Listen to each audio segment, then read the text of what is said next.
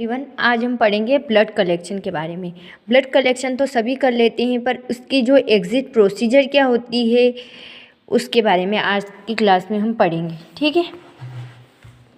Blood collection हम क्यों करते हैं? किसी भी डिजीज़ को डायग्नोसिस करने के लिए। ठीक है। इसमें 3 एरर आ सकते हैं: pre analytical error, analytical error और post analytical error. Pre analytical error जो आपने या तो सैंपल कम लिया, इसे प्री एनालिटिक, या फिर नेम वगैरह में कुछ मिस्टेक हो गई, इस कारण एनालिटिकल एरर। आप टेस्ट परफॉर्म कर रहे हैं, या तो आपने रिएजेंट में टेस्ट परफॉर्म करते समय सैंपल में रिएजेंट में कुछ मिस्टेक कर दी। और पोस्ट एनालिटिकल जो होता है, आपका टेस्ट भी परफॉर्म हो गया, आपकी रिपोर्ट भी बन गई, उसके बाद आपने रिपोर्ट देने में कई मिस्टेक कर दी, इसे पोस्ट एनालिटिकल एरर बोलती है। ठीक है। फ्लेबोटोमिस्ट जो होते हैं टेक्नीशियन को बोलते हैं, और फ्लेबोटोमी जो होती है जिस वेन से अपन ब्लड कलेक्ट करते हैं उसे फ्लेबोटोमी बोलते हैं। सैंपल और स्पेसिमेन, अपन जो ब्लड होते हैं हमारी मेडिकल लैंग्वेज में उसे ब्लड नहीं बोलते, उसे सैंपल या बोलते हैं, या तो स्पेसिमेन बोलते हैं। अपन उसे ये नहीं बोलेंगे कि ये ब्लड मुझे दे दो, ये ब्लड यहाँ रख दो, उसे अपने मेडिकल लैंग्वेज में या तो स्पेसिमेन बोलेंगे या फिर सैंपल बोलेंगे। ठीक है। इतना आपको समझ में आया? Important characteristics of the good phlebotomist. जो अच्छा गुड फ्लेबोटोमिस्ट है ना, उसकी क्या क्या कैरेक्टरिस्टिक्स होनी चाहिए? प्लेजेंट पर्सनालिटी, उसके बात करने का तरीका अच्छा होना चाहिए। कोई भी व्यक्ति आया है, वो अपने स्वास्थ्य से परेशान है, बीमार है, तो उससे अच्छे से बात करनी चाहिए ताकि वो अपने से खुश होके जाए। ठीक है। वो उसे अपने परिवार के किसी अपने को ऐसा, उसको ऐसा लगना चाहिए कि ये अपने परिवार का कोई सदस्य ही है। ठीक है। स्पीक वेल, उसके बात करने के तरीके से। Accuracy and speed, sample collect करते समय एक्यूरेसी से करना है और स्पीड से करना चाहिए। न तो ऐसा नहीं कि एक ही सैंपल कलेक्ट करने में आपको आधा घंटा हो गया है और पीछे भीड़ लगी हुई है। न तो आगे एक्सीडेंट होना चाहिए, न ही पीछे भीड़ लगनी चाहिए। ठीक है। रिस्पॉन्सिबिलिटी, जो गुड टेक्नीशियन की जो रिस्पॉन्सिबिलिटी होती है ना, वो पूरी अच्छे से परफॉर्म करना है।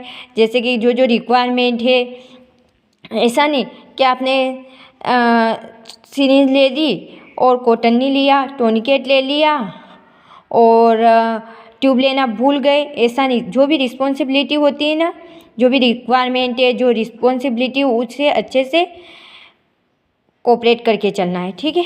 पेशेंट को भी कोऑपरेट करके चलना है, और जो रिक्वायरमेंट है वो सारे रिक्वायरमेंट जो होती है वो अपने पास लेके रखना है। ठीक है। लेबोरेटरी में रिक्वेस्ट फॉर्म है ना, नेम, एज, सेक्स, TRP सब कुछ देखना है। जो टोटल रिक्वेजेशन फॉर्म होता है ना, उस पर नेम देखना है, एज देखनी है, सेक्स देखना। ठीक है। डेट, टाइम सब देखना है। आइडेंटिफिकेशन नंबर देखने हैं। टेस्ट, अगर अर्जेंट टेस्ट लिखा हुआ है तो उसे पहले परफॉर्म करना है। ठीक है।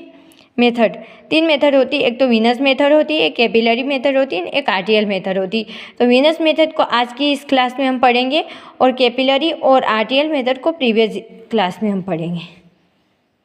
ठीक है। पेशेंट प्रिपरेशन, तो पेशेंट की प्रिपरेशन करें तो सबसे पहले अपन टोटल रिक्वेजेशन फॉर्म है उसको देखेंगे। उसमें क्या क्या टेस्ट लिखे हुए हैं, पेशेंट का नाम क्या है, एज क्या है, सब कुछ देखेंगे। क्या क्या टेस्ट लगाने हैं। ठीक है। पेशेंट को पोजीशन देंगे। पेशेंट अगर बैठने में कंफर्टेबल है तो उसे बिठा के सैंपल लेंगे, अगर वो लेटने में कंफर्टेबल है तो उसे पेशेंट को लिटा के सैंपल लेंगे। ठीक है। उसकी डाइट पूछेंगे, उसने क्या खाया क्या नहीं खाया। ठीक है।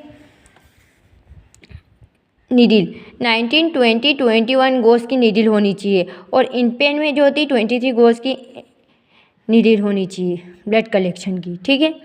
ब्लड कलेक्शन प्रोसीजर, तो ब्लड कलेक्शन करते हैं तो ना तो बर्न होना चाहिए, ना हिमेटोमा होना चाहिए, ना कैन्यूला। अगर जहाँ बर्न हो रहा है, कहीं जला हुआ है, हिमेटोमा बना हुआ है या कैन्यूला लगा हुआ है, तो वहाँ से अपने को सैंपल कलेक्ट नहीं करना है।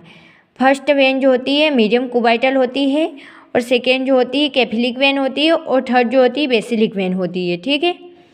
क्लीन करना है 70% एल्कोहल से उसे, फिर उसे ड्राई होने देना है, नहीं तो सैंपल हिमोलाइज हो जाएगा। अगर अपन क्लीन कर लेंगे 70% अल्कोहल से और उसे ड्राई नहीं होने देंगे तो वो हिमोलाइज हो जाएगा। नीडल जो होती है उसका एंगल 30 to 40 डिग्री का एंगल होना चाहिए, ठीक है। एंटीकोगुलेंट ब्लड कल्चर करेंगे, ठीक है।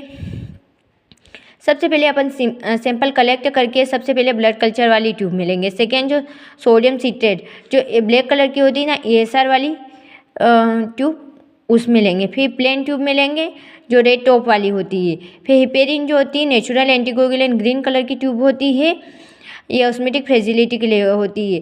EDT जो होती है फिर उसमें लेंगे। EDT जो होती है हीमेटोलॉजिकल टेस्ट के लिए होती है। 5 नंबर पे अपन हीमेटोलॉजी वाली ट्यूब में लेंगे। जो EDT का पूरा नाम जो होता है आप नोट कर लेगा, ethylene diamine tetra acetic acid होता है।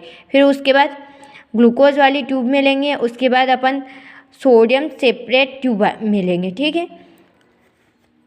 अपने सैंपल ले लिया है ना, उसके बाद अपने को स्पेसिमेन रिजेक्शन क्राइटेरिया, स्पेसिमेन को कब रिजेक्ट कर देंगे वो क्राइटेरिया।